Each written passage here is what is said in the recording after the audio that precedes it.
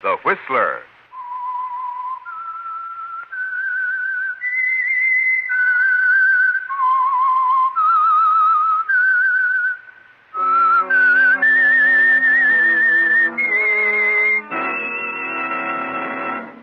I am the Whistler, and I know many things, for I walk by night. I know many strange tales hidden in the hearts of men and women who have stepped into the shadows. Yes, I know the nameless terrors of which they dare not speak.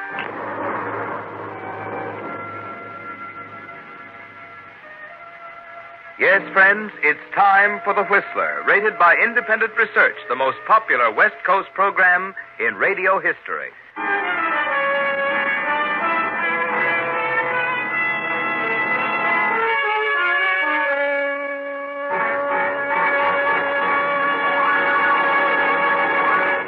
And now, The Whistler's strange story.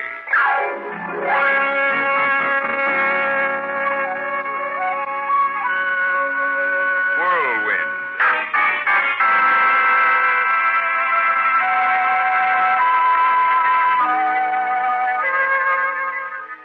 The first blue of evening shaded the eastern sky, and the lights began to blink on in the city of the angels.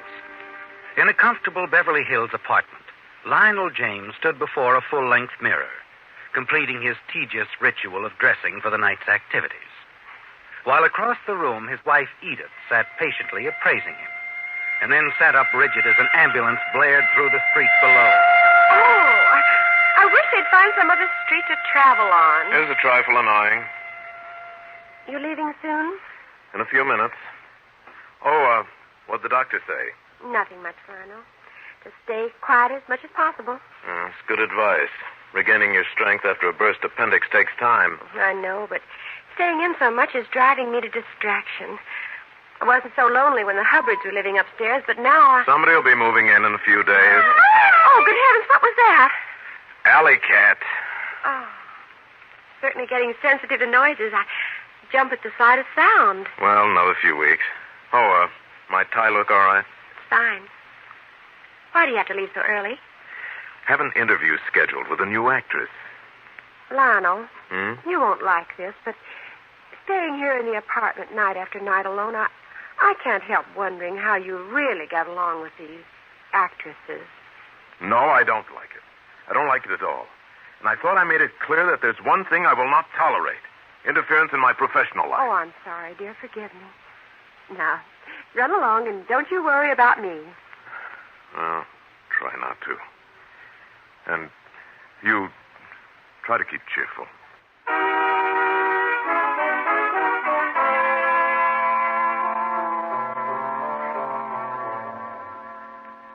Once you're in the cab, you ride into another world, leaving Edith and her humdrum existence behind you. And it's an exciting world you move into at night, Lionel.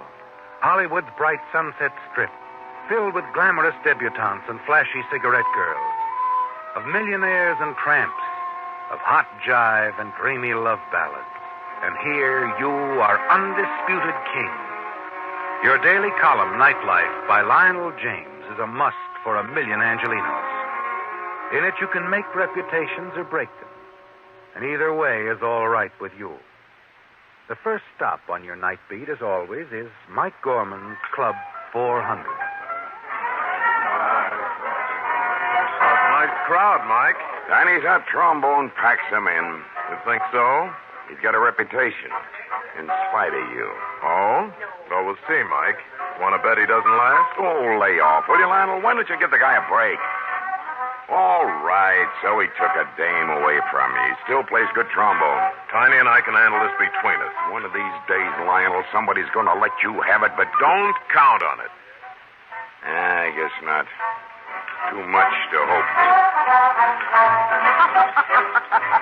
This way, please. Hey, Mike. Who is he? Who's who? You know darn well who I mean. The Vision, followed by that toothpick. Huh? Never saw him before. Haven't, huh? It's funny. Waiter's taking him to center ringside. That's your table, Mike. Well, what of it? They're friends of mine. All right, so I'd like to meet your friends, Mr. And Gorman. don't I know why? 2 months ago, it was that little soloist. Last month, the new cigarette girl. Mike, I want to meet her. Look. They've just been married 6 months. I want to meet her, Mike. No. Mike Gorman, protector of family and fireside, huh? Oh, that's just dandy. All right, I'll introduce myself. And, by the way, catch my column tomorrow, Mike. Club 400's on its way out. Please, Lionel, let her alone. She's nice, I tell you. And... Out of my way, boy. You bother me. Okay, Lionel. You win.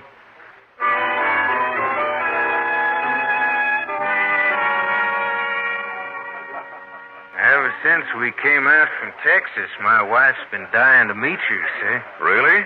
Oh, that's quite a compliment. Well, I'd sooner go without breakfast than miss one of your columns. Well, you're the first reader who's preferred me to ham and eggs, Mrs. Thomas.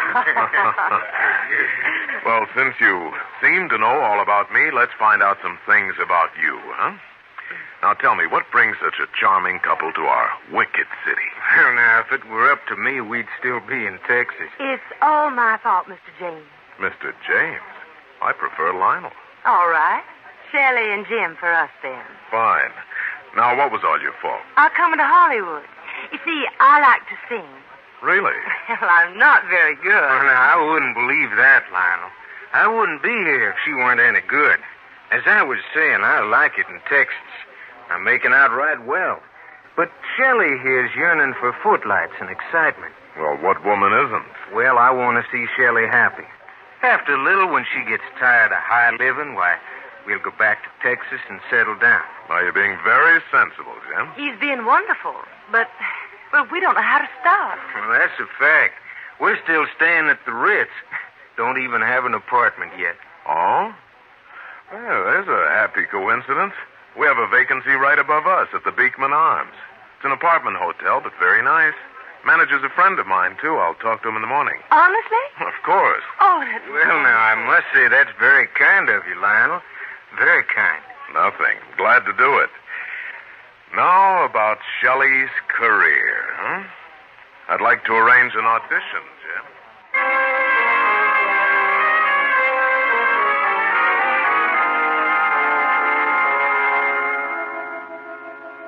And that's how it all began, wasn't it, Lionel? Like the harmless beginnings of so many flirtations of yours. And as usual, everything moves smoothly and quickly. Shelley's audition the next afternoon won her an instant booking at the exclusive Grotto Club. Shelley could really sing, and her success was immediate. And you share the success with her, mold it to your own liking with daily comments in your column. During the next few weeks, the two of you go to parties, late shows at other clubs, and share quick snacks together. And then one night, you and Shelley are driving home from an after-theater party. I had such a wonderful time, Lionel. Too wonderful. What? I'm not going to see you anymore, Lionel. Oh, you don't mean that, Shelley. Yes, I mean it. It isn't right, and I'm not going to be dishonest anymore. Isn't it a bit late to play the Girl Scout? Oh, don't talk that way. Why are you stopping? To look at you, Shelley. And to... Lionel, Oh, I wish you hadn't done that. You're making it harder for me. Jim's been so fine, so wonderful to me. How do you feel, Shelley? Inside. I don't love him anymore. I love you, Lionel. Shelley.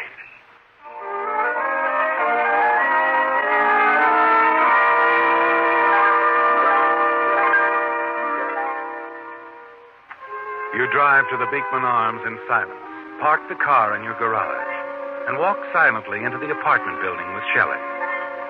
You can't quite tell what she's thinking. You've never seen her like this. Mechanically, you see her to her door. She puts the key in, quietly unlocks it. But before she opens it, she turns and looks at you. I've made up my mind, Lionel. Oh? About what? We've got to be honest. I'm going to tell Jim about us, and you've got to tell your wife.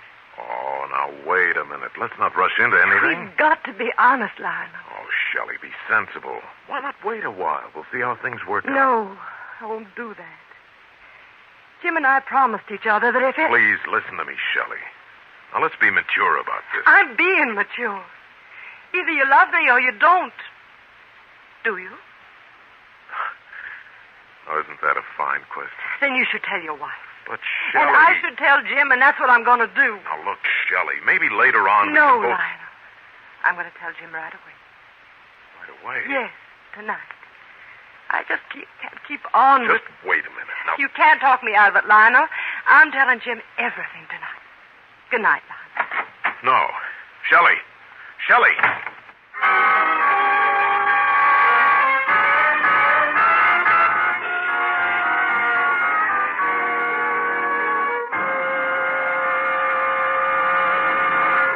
And now back to the Whistler.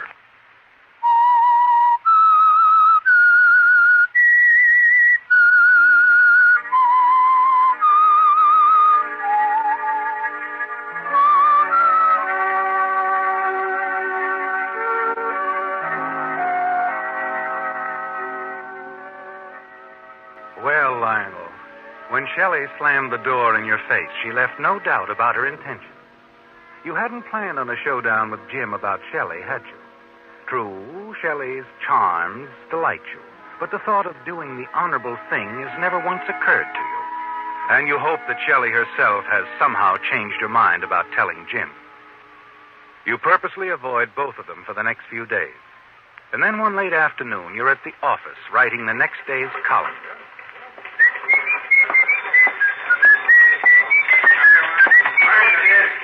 Somebody to see you, Mr. James. I'm too busy to see anyone. Sorry to intrude on your work like this. Huh? Oh. Oh, it's you, Jim. All right, scram, kid. Oh, sit down, Jim. Shelley told me. Yes. Well, you understand, Jim, I had no intention. I'm not here to blame you, sir. Huh? I'm worried about Shelley. Yes, I imagine she's quite upset. That's not what I mean. She's in love with you, Mr. James. I understand you've declared your love for her. Well, naturally. Do you plan to marry Shelley? Well, yes, certainly, but When? Why, as soon as possible. Unfortunately, though, my wife's recovering from a serious operation. How long will it be before she's well? Oh, some time yet. But it's not only that. What with doctor bills and one thing and another, I'm rather heavily in debt. Divorces and settlements are expensive. I can take care of that. I got plenty of money. Oh, look, Jim. Why are you so concerned with a woman who wants to leave you anyway? I'm in love with Shelley. I'm going to make sure she's treated right. You know, I think Shelley's in love with you, too, Jim. After all, this is just a momentary infatuation. No, sir. Shelley's not like that. Look, I'm busy right now, Jim. Maybe we can talk about this at length some other time. There's nothing more to say. I noticed by your columns that you lack quotations. But I have one I'd like you to keep in mind, sir. He who sows the wind reaps the whirlwind.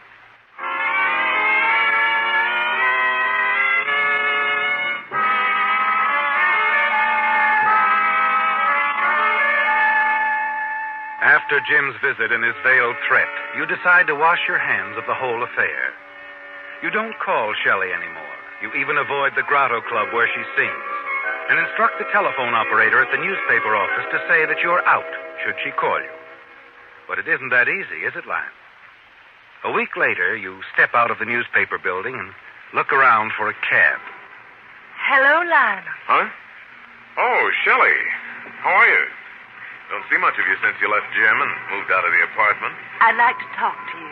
Yes, of course. We must have a long talk, but if you don't mind right this minute. But I do mind. I want to talk to you now. Well, I really only have a few minutes, but if you insist, there's a quiet bar around the corner.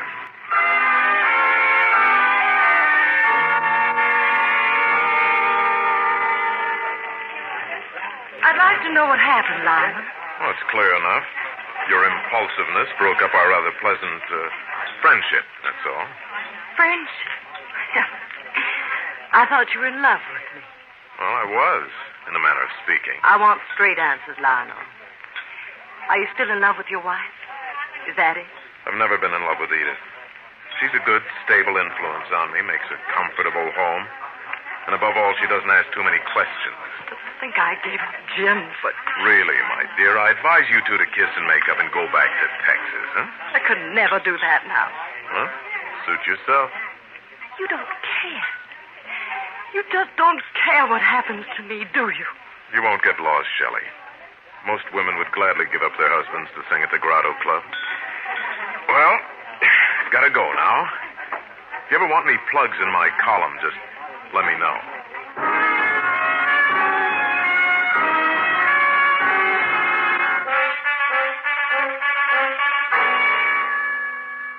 That ends the episode as far as you're concerned, doesn't it, Lionel? You make a note to observe more caution with your next pleasant friendship. And for the next week, you move confidently once more in the glamorous circle of Hollywood nightlife. And then one day, your editor calls you at home.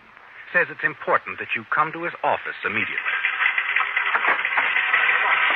Oh, John. What's so all-fired important? Sit down, Lionel. All right, I'm down. What's the pitch? Quite a pitch, Lionel. I'll make it quick. I told you a few months ago to stay away from other women. And I told you that was my business. Yeah, was your business. There's been too much talk, Lionel. You're through. Wait a minute. You trying to tell me... I've told you you're through. Fired. 2 weeks' notice. This is it. You must be out of your mind. I don't need your lousy job. There isn't a paper in this town that wouldn't snap me up in a minute. All right. And just tell me one thing. Who's behind this? Nobody but you, Lionel. I've told you to knock it off before, and you wouldn't listen to me. You're lying. Somebody pretty big must be out to wreck me. And I think I know who it is.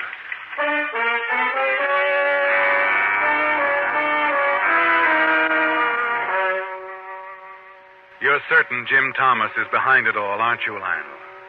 No matter how much your editor denies it, you're sure it's Jim. As you receive rejections from the other newspapers, you're more certain than ever that behind it all is Jim. You're desperate now. You even call Shelley, but she won't talk to you. Finally, you decide to go to Jim Thomas himself, still living in his apartment above yours. Who's there? It's Lionel James, Jim. I'm sorry, but I'm not at home to you, Mr. James.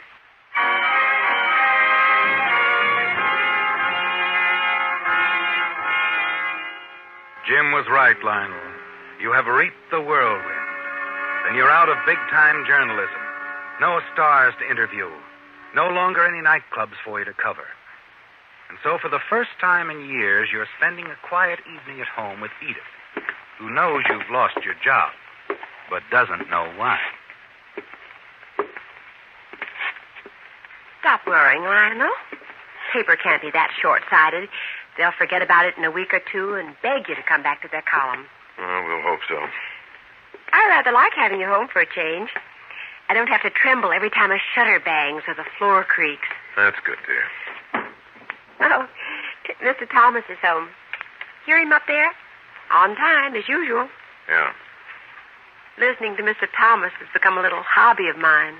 Has it? By the way, whatever happened to Mrs. Thomas? I never hear her. What was it? Mrs. Thomas? Mm-hmm. Oh, they're separated.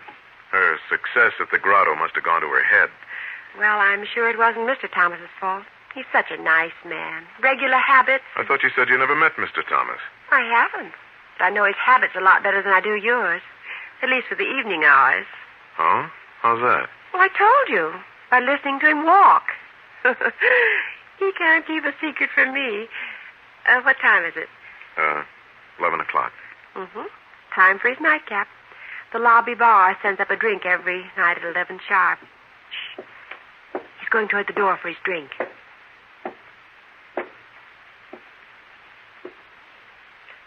Now he's opening the door, taking the drink, and tipping the waiter. What makes you so sure? I can't hear anything. Neither can I with this waiter, but one of them has a voice like a foghorn. Very interesting. Yeah. Anything else you can deduce from Mr. Thomas's footsteps? Quite a bit. Shh. He's taking the drink straight to the bedroom.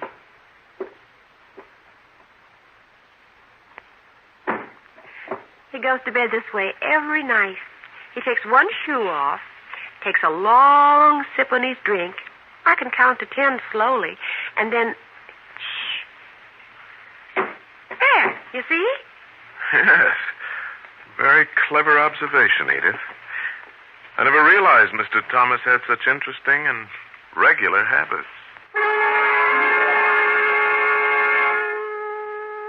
The idea comes to you as suddenly as a whirlwind. You begin to formulate a plan for Jim to wreak the havoc of it. Yes, you tell yourself that with Jim Thomas out of the way, you'll manage somehow to regain your position as a top columnist. And thanks to your wife, Edith, you know just how to do it. The next evening at 10:30, you leave your apartment, comfortably dressed in soft, rubber-soled shoes, and go downstairs to the lobby bar. Take a seat toward the end of the bar where they set up the drinks for room service, and chat pleasantly with the bartender until a few minutes before 11. Excuse me a minute, Mr. James. I gotta mix up a hot buttered rum. Stand in order. Of course. Hot buttered rum, huh? With a nice nightcap. This customer thinks so. Won't go to sleep without it. Really? Do I know him? You might. Lives right above you. Fella from Texas. Good tipper. There she is. A little more clove, and we're all set. Ah, looks good. Certainly hope he enjoys it. When the bartender turns away, you empty a small envelope of powder into the drink. Then sit back and watch as the bellboy comes to pick it up. Then disappears into the elevator with Jim's nightcap. You wait until he returns with the empty tray a few minutes later. You have to work fast now, don't you, Lionel? The poison paralyzes instantly, and death follows in about an hour. And you intend to be far away from the hotel before Jim is dead. You take the elevator to your floor, then walk up to Jim's apartment. Let yourself in with a pass key that served you so well before with another of your pleasant friendships who lived in the same building.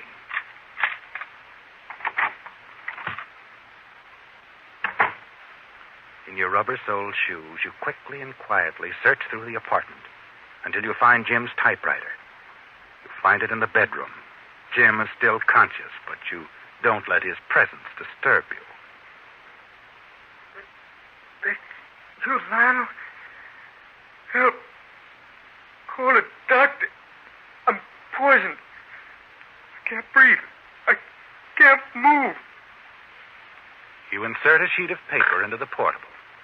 Put it in your lap to deaden the noise and vibration. To everyone I know, forgive me. I just can't take Shelley back, and I can't live without her. Goodbye. And now all you need is the signature. It's a perfect suicide. You take Jim's driver's license from his wallet lying on the dresser and carefully copy the 3 letters. J-I-M. That's it. That does it. You poisoned my drink. You're trying to kill me, Lionel. Do it, Lionel. You didn't give me much choice, old man. I'm afraid the harm is already done. You should have chosen your enemies more wisely. Lionel. Lionel. Please, Lionel.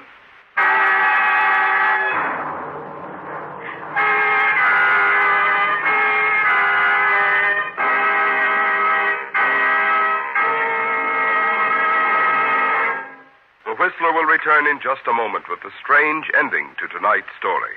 And now back to the Whistler.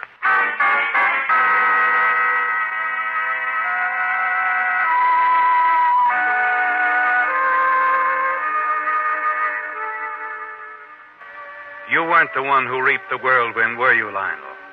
You smile to yourself confidently as you place a Do Not Disturb sign over Jim Thomas's door and quietly leave the apartment building. You're certain Jim Thomas's death will be recorded as a cut-and-dried case of suicide. You spend the rest of the night until 2 in the morning playing poker with some old friends. And when you get back to your apartment... Who's that? Me, Lionel. Oh, am I glad to see you, Lionel. There's been a murderer loose in this apartment house. A murderer? Yes. I was listening to Mr. Thomas upstairs. I heard him take one of his shoes off and drop it to the floor.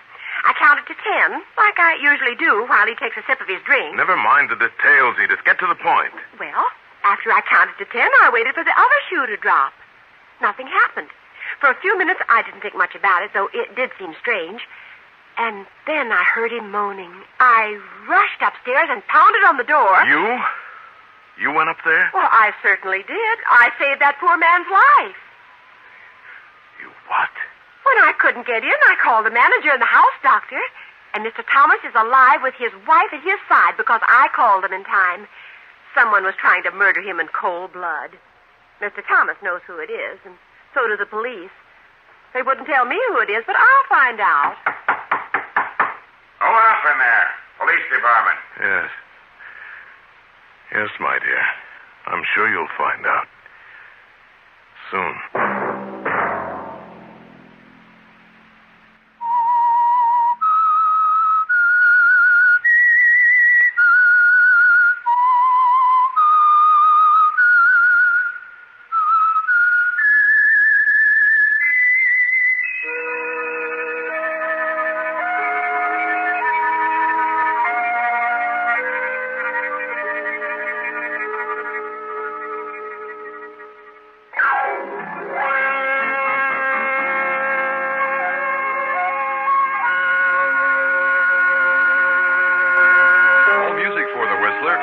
Conducted by Wilbur Hatch and is the property of Herman Music Incorporated, ASCAP, Hollywood, California. Broadcast rights granted solely to Audio Arts Productions, La Mirada, California.